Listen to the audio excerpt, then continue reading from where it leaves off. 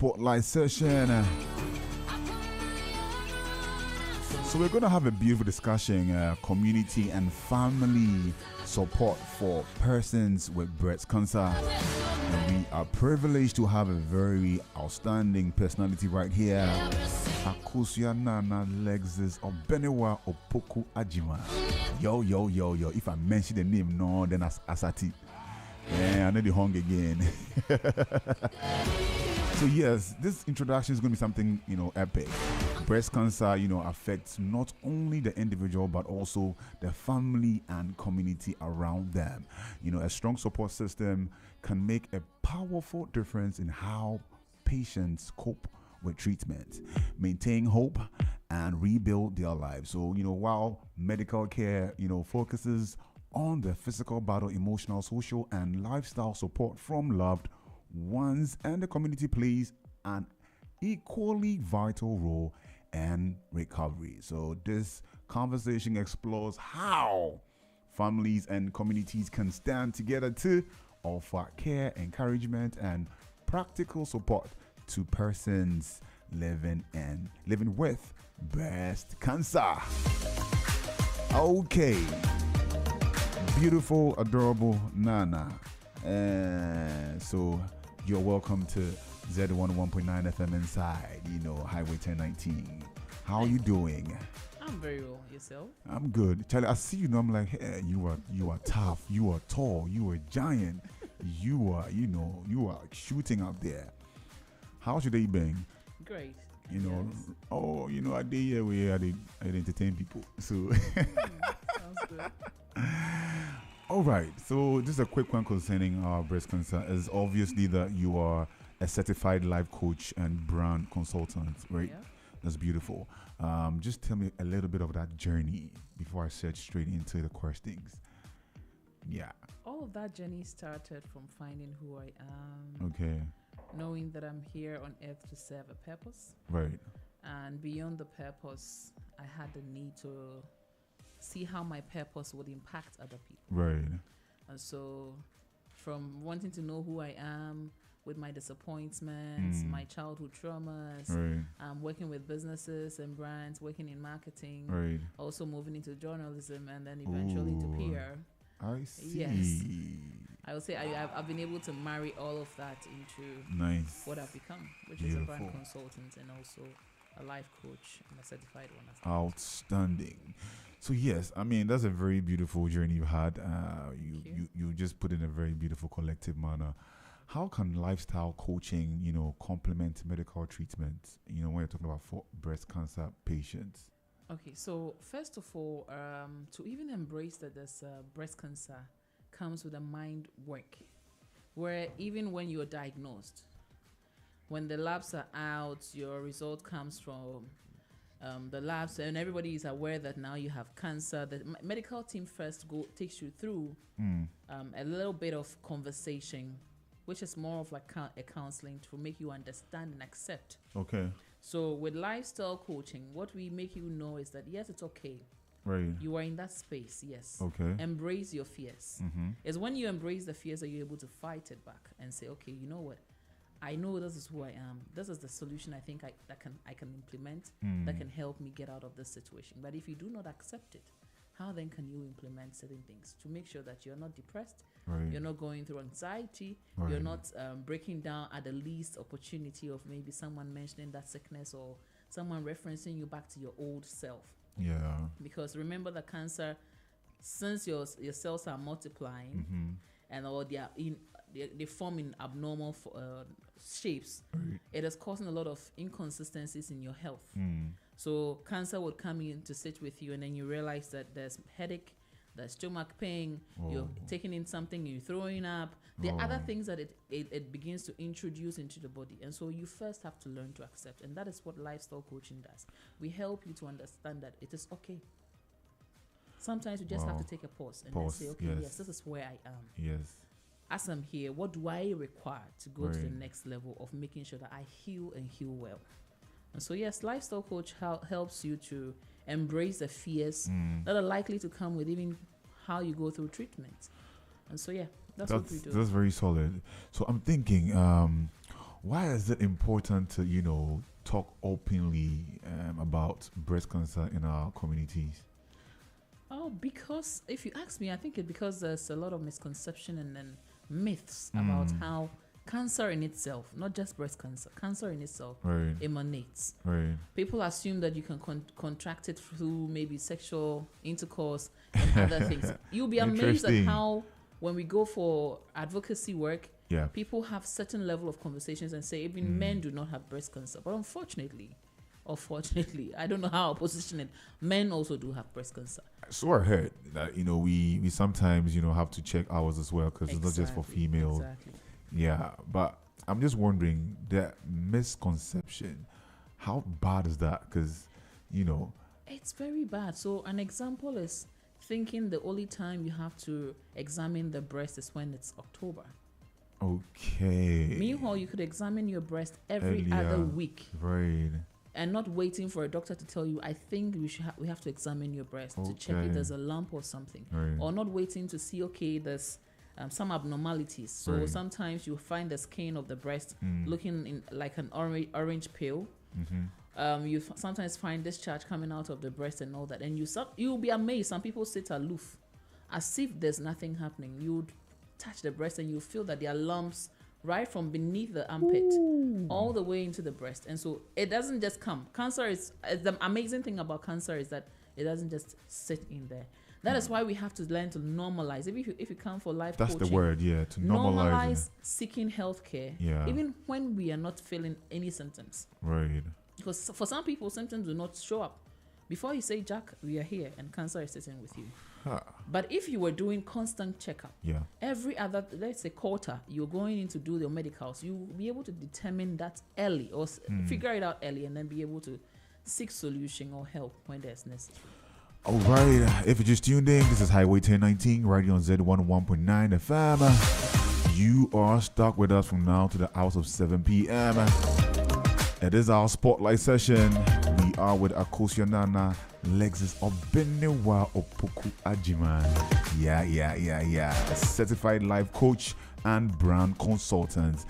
When I mention him, I'm just smiling. Hey, Charlie, it'll be easy for you. Your name, I have to come and see your father. the way they put it is so well arranged, yeah? You have no idea. Really? So, I'm pronouncing that, take my time to, slide it down. I'm actually proud of it. Right. Yeah, you should be. I own it with all pride. No, let me give you. Yes, you deserve that one right there. Thank you. Okay, so in your experience, what are some effective, ways to strengthen a patient's emotional, resilience? First of all, just as we need the patient to accept and embrace, family or community need to accept that, okay, it is not by any chance of theirs or any fault of theirs that they are in that situation. Okay. So accept that, okay, my family member or my friend or my community member has this condition. Okay. Then do an extra check to ask yourself, what can you do as a person? So emotional support will sit in there. Accepting the person will sit in there. Also look at how easily you can be able to motivate the person. Yes. Because persons who have cancer, you have no clue the kind of things that run through their mind. For those who accept, you realize that out of the ratio of those who are able to even fight the cancer is because there's so much emotional support. Nobody is looking down on them. Nobody is saying that you're dying today or tomorrow. Yeah. But someone in there saying that, you know what, you can fight this thing. We are right here with you. When you call me in the middle of the night and you are stressed, you are sweating, you don't know what next to do, I am right here. You can talk to me. Pour all the pain on me, and then you know what, I'll be able to shoulder it and then give you support. And so for those in your community, your family members, I had my late sister die out of lung cancer. Can you share? And believe you me, yes, I can share. Believe you me, that short period I spent with her before she died, till today, we're actually in the 10th year since she died. Oh, it's been a decade. October. Wow. And I can tell you, I was so happy I was able to give her that love. Because in that moment, they are looking for someone they can rely on, someone they can share their past experiences with. For example, she lived moments where she wanted to share with me what she used to do when she was 18. Because if she looks at where she is now and what she used to do before, that pain that sits with, I can no more do this. Oh, of course, I want to get up and go here. Can you assist me get up and go here? Of course, I cannot breathe. This time of the night, it's very stressful for me. oh, of course, I wish I could call this friend. I can't call this person because I've been away from my phone for a long period. I don't know what they are doing now with their lives because I've been indoors. Wow. So these are some of the conversations that some of these patients will want to talk about. And so avail yourself for that conversation. It helps to ease up some of the emotional stress that they have. But then how do you, like, you know, motivate these patients? You mentioned motivation. Is it that easy? You know, sometimes I know when you try to push somebody to embrace a certain stage of life where you're trying to hope for them so that they can also believe in your hope to, you know, enhance themselves. But then they, you know, they begin to slag and all that. You see, we all break down at one point in time or the other. Right. I personally broke down the day before my sister passed. She passed in my hands. And I kid you not, when I look at the moments that she struggled to breathe, and I reflect back to when she would carry me behind her and say, Akos, let's go. No way. I broke down. No but way. I knew she needed strength from me. Right. Because if she saw me cry, she would ask me, Akos, why are you crying? If you're crying, what do you expect me to do? Yeah. And so sometimes you can read some of these emotions from them and try. I give her all the support I need to give her. And in my little quiet place, I do all the tearing because, yes, you, the one giving support, would equally break down at a point. Because if you have to, even let's take it as your mother. Right. If your mother was the one taking care of you every now and again, and now she's in bed, she can't do a lot of things. You have to take her from one point to the other. Your life literally turns 360. But if you could look at the positive side of it, it gives you the opportunity to learn. Because out of my sister's situation, I love cancer conversations. Because it's telling me that I need to take care of myself well. Right. It's telling me that my health is my wealth. It means that if she had paid critical attention in the beginning, some of the little things, and then or tomorrow I'm coughing, today my head aches. Ajoa, won't you go to the hospital? She said, no. You give her medication, she push it under the bed. Right. If we had paid critical she attention. does that? Exactly. Yo. If we had paid attention, you see, at the time of death is when we were able to calculate all the things that had happened. But because we were not super intentional about everyday activities that she embarked on, we were not paying attention. And so for me, that space of you knowing that you have to learn about things was good for me. Yeah. And I think it sets everybody who is going to be an emotional support to someone going through cancer on that path of knowing that, okay, there's something more to learn. Right. What is really the cancer we are talking about? Does it mean when you have breast cancer, you die? There are people who have had breast cancer and they are survivors. Yeah. I've seen There are people some. who have both breasts off and they are still surviving. Yeah. People have fought it. It had gone away, returned back, Yeah. gone away, The wavy returned. moments. Exactly. And then they are still here with us, you know. Right. And so it doesn't mean that once the person has cancer, there's a death sentence. No.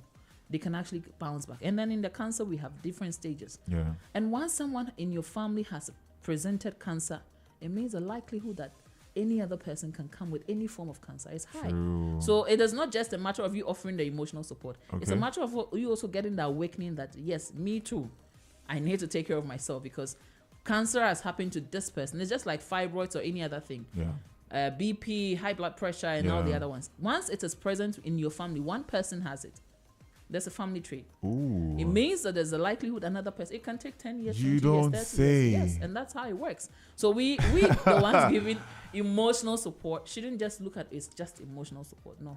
It's a moment for you to also get that awakening to say, I'm going to start taking care of myself. I'm going to take care of the things I consume. I'm going to make sure that I'm always checking my health. And that way we're able to help give the emotional support. You know, you mentioned earlier that, you know, checking the lumps, they get to have some headaches and all that. So away from just, you know, knowing the lumps in the breast, what are the other symptoms you get to, you know, experience when you have breast cancer?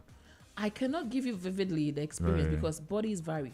Okay. What will happen to me, Akosia, would not happen to you, Kwesi. Yes. And so what I can say from the basic checks when it comes to breast cancer is, Right. first of all, you have to look. Be aware of your body. Know your body. If there's a change, you should know. Right. For the women, it's a simple. Just put your hand behind your head. Check for lump. Okay. Press against the body to see if there's something really different in your body. Check for the skin of your breast. The other thing is you want to see if the redness of the skin is changing or how the skin tone is changing. Right. You also want to see if you can palpate. Try and press the breast to see that there's any discharge coming out of it. Oh. Oh, yes. And that is the part that we hear the men sometimes like, yeah, that conversation, you're not going there. And so, yes, check for that. Press and see. The ideal way, you want to press and see if there's some discharge. If it is yellowish, if it is greenish, if it presents something that is not regular, you're not a breastfeeding mother, you're seeing discharge. It calls for an attention. If you're not a breastfeeding father, how do men even breastfeed? So if you're a man and you press and then you see that there's something in there, please go and then check it up. They'll have to check it.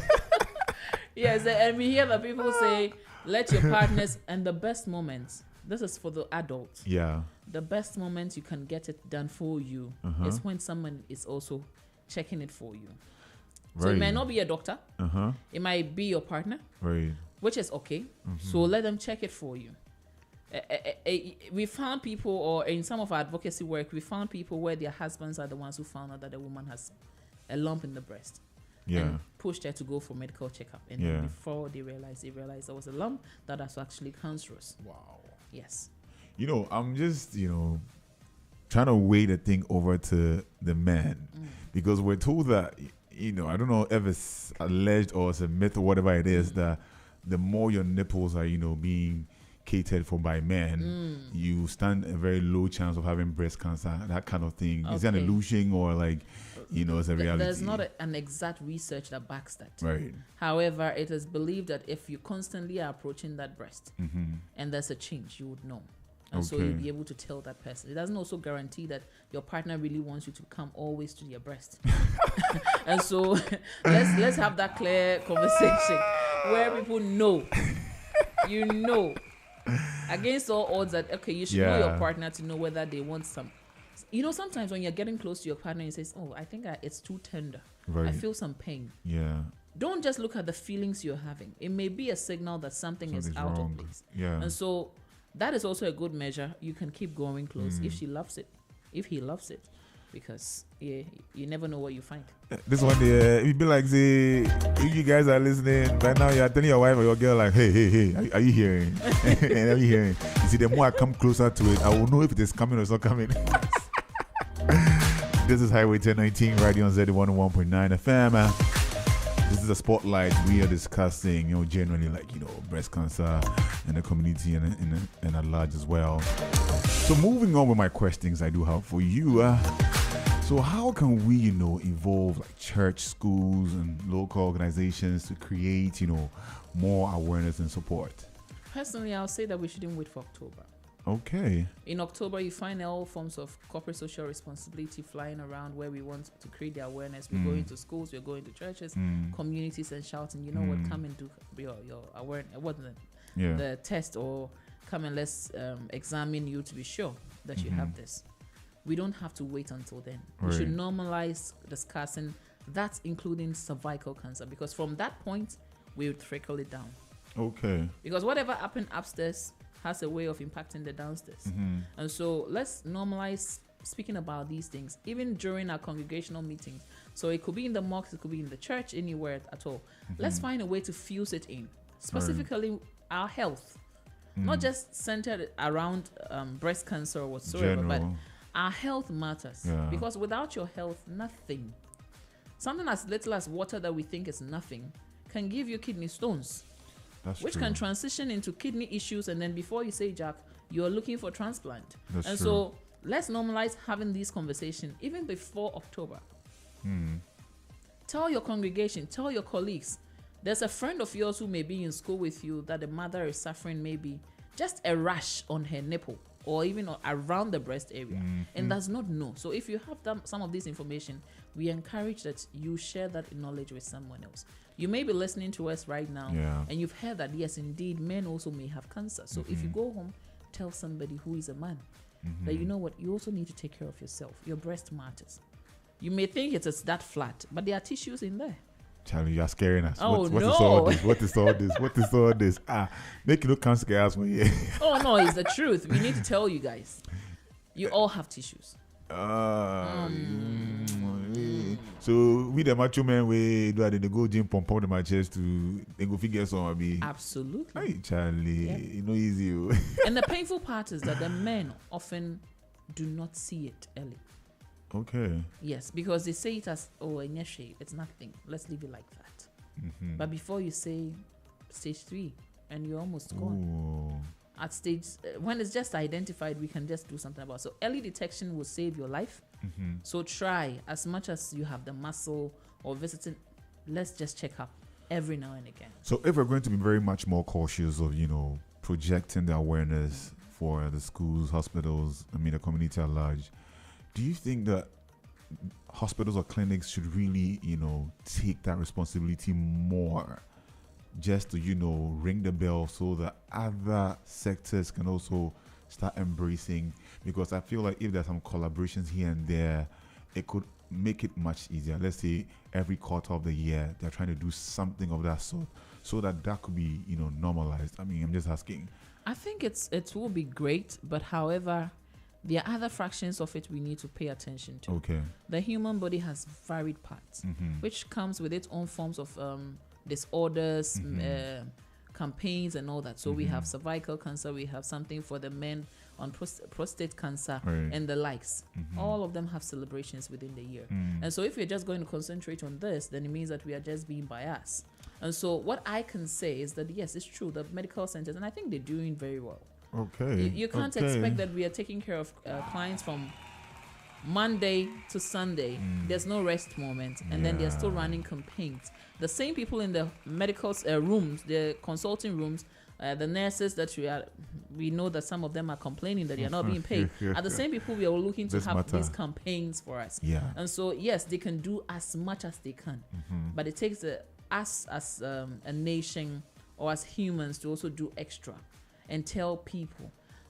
Everybody has somebody in their home that has suffered a certain medical condition that has led them to a certain space of emotion, led them to a certain space of losing money, because each time you're sick, money is going down the drain. It just flies like that. And you can't afford to keep paying high medical bills every now and again. And so it falls on us as individuals to take care of ourselves and also be part of the advocacy.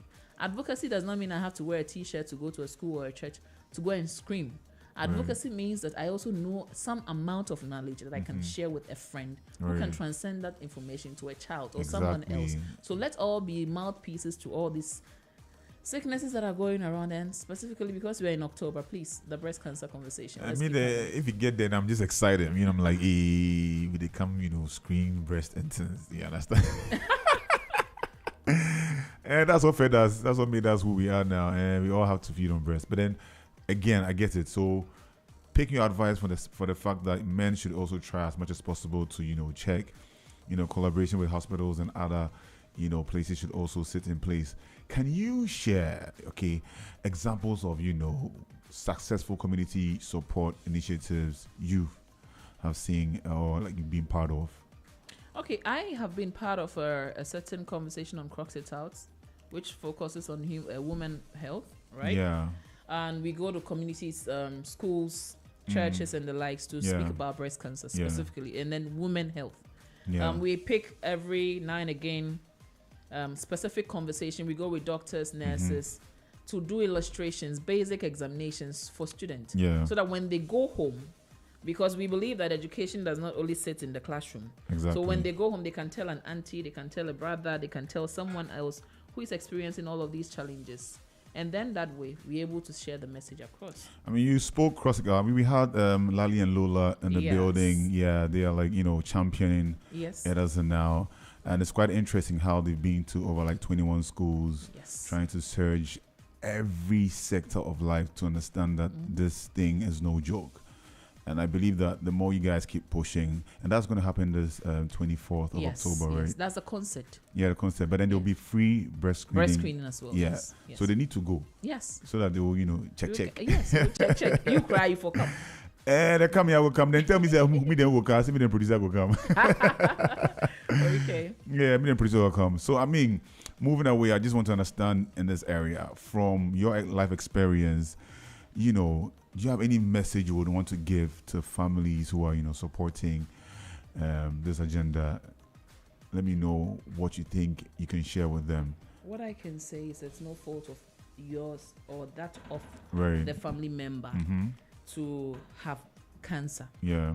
And so just learn to embrace them.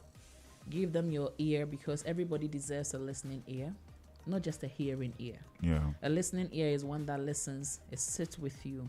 You process the thoughts, concern about the words you use to respond. Right. Because every detail of that word you share back to them would either impact them to be pushing forward to cure themselves or get free of cancer, Right. or it's going to derail them and then send them back into the grave as. We all believe that, yeah. Beautiful. So let's be intentional about the words we use during the moment that we find out our family members or even friends are experiencing that's condition. So are you open to, having one-on-one, section with people who want to, Absolutely. work in that space to understand how it works and blah, blah, blah, Absolutely. So you have social media handles you could share for, folks to follow, Yes. DM. The Conversationalist NL. That is my personal page, and then once you get there, No, you can find take out that again, please. The Conversationalist NL. Okay. Or you can search on Google Nana Right. Lexus or Akosua Nana Lexus or Benewa Okukwajima. Okay. Once you type that out there, you see all the things I'm involved in, Awesome. and then whichever of them you want to engage my conversation on, Right. I'm open. This is beautiful. Spotlight right here with Akosia Nana Lexus Obenewa Opoku Ajima. The name, if I didn't mention it, I make excited. Yeah. Oh. She is a certified life coach and brand, consultant. This is Highway 1019 right on Z101.9 FM. It is a beautiful moment to have her in the building. So I'm wrapping up right now. Hopefully, when I need you again, Abi, you will come. Oh, of course. Of course. And they should invite us to one of those, community movements and all that. We need you. I just yesterday we launched the ACT project on helping end violence against women and children. And then we also need the men to be on that. So the He for She campaign is also coming up. Okay. Where we want the men to also speak, because gender-based violence doesn't only sit with women. Right. For example, women going through breast cancer and people are saying all forms of things about women, this woman that, and she didn't live a good life. That goes back to hit a man, because yes, in Nakan you said it would to a tribemable. Is that not so? Yeah, true. So irrespective of whatever it is, a woman will have to rely on a man and the other way around. And so we are trying to change the narrative of the Beijing conference conversation on empowering the woman, and then we forgot that the men will have to live with the woman. Right. And so yes, we open wood. Actually throwing the invitation to have you. Awesome. Thank you so much for coming through. All right, so we are done. We are dropping the curtain right now.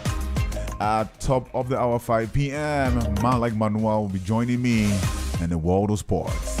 Do stay tuned. Highway 1019 right on Z101.9 FM. Leisure on your highway.